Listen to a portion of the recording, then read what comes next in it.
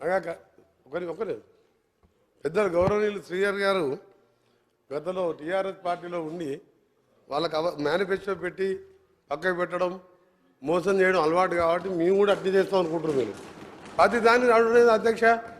వచ్చిన రెండవ రోజే ప్రతిపక్షం అంటే ప్రతిపక్షానికి మీరు ప్రతిపక్షం కాదు, ఫ్రస్ట్రేషన్ పక్షం. అధికారం పోయింది, ఏం చేయాలి? ఆయన అంటున్నాడు మా రేవంత్ రెడ్డి గారు కాదు, మన హరీష్ రావు గారు అంటున్నారు నేనే సీఎం అయితే అని.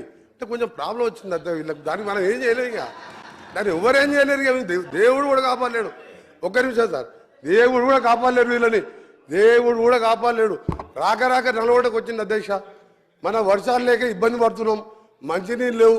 జగన్మోహన్ రెడ్డి బిర్యానీ తినిపించిండు, రాసిచ్చిండు. వస్తా అధ్యక్ష, వస్తా వీళ్ళ ఎమ్మెల్యే అధ్యక్ష. ఎంత ఐరన్ లేక అంటే వీళ్ళ పార్టీ వస్తా పాప 38 ఏళ్ళ ఓంకువాడు సార్. ఇద్దరు చిన్నపిల్లలు మస్తెక్కి హైదరాబాద్కి కార్లలో దోసుకున్న సొమ్ముతో ర్యాలీ తీసుకొని హైదరాబాద్కి వచ్చి ఆ ఎమ్మెల్యే ఆగో చెప్తా మీ చరిత్ర సార్. కృష్ణానీలే సార్, 40 మంది లేక 40 మంది లేరు సార్ వీళ్ళకు. 40 ప్రజలు చీదరించారు. 40 ప్రజలు టీఆర్ఎస్ బహిష్కరించారు. హైదరాబాద్కి వెళ్ళి రౌడీల కార్లు వేస్తే సార్ ఆ ఓంకువాడు చనిపోతుంది సార్. ఓంకువాడు చనిపోయింది సార్.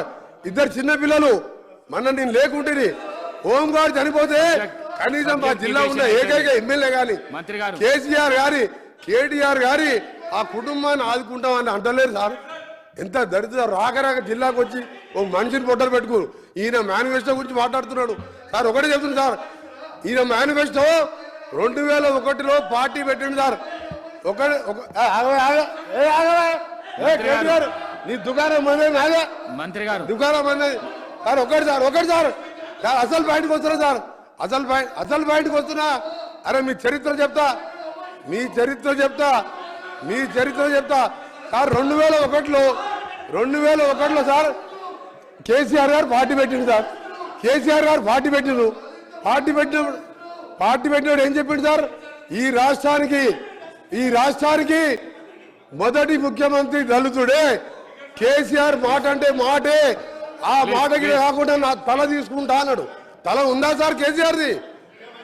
దళితుడు ముఖ్యమంత్రి చేసిన దళితుడు ప్రతిపక్ష నాయకుడు అయితే, అదే బట్టి విక్రమ్ దళితుడు ప్రతిపక్ష నాయకుడు అయితే ఆయన గడుకోసారి ఆ ఛానల్ చూడలేక 13 సార్ చాలా ఇంపార్టెంట్ సార్. ఇది చాలా ఇంపార్టెంట్. మేనిఫెస్టో గురించి మాట్లాడినప్పుడు మేము మాట్లాడాలి సార్.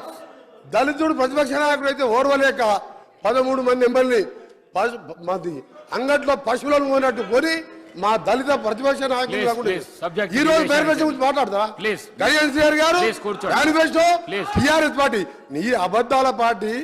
మాకు చెప్పిన మేనిఫెస్టో 2 రోజులలో 2 అమలు చేసినాం, ఇంకా చేస్తాం, చెప్పని కూడా చేస్తాం. మీ దుకాణం బంద్ చేస్తాం. మీరు అనవసరంగా లేకపోతే మాట్లాడు. శ్రీహరి గారు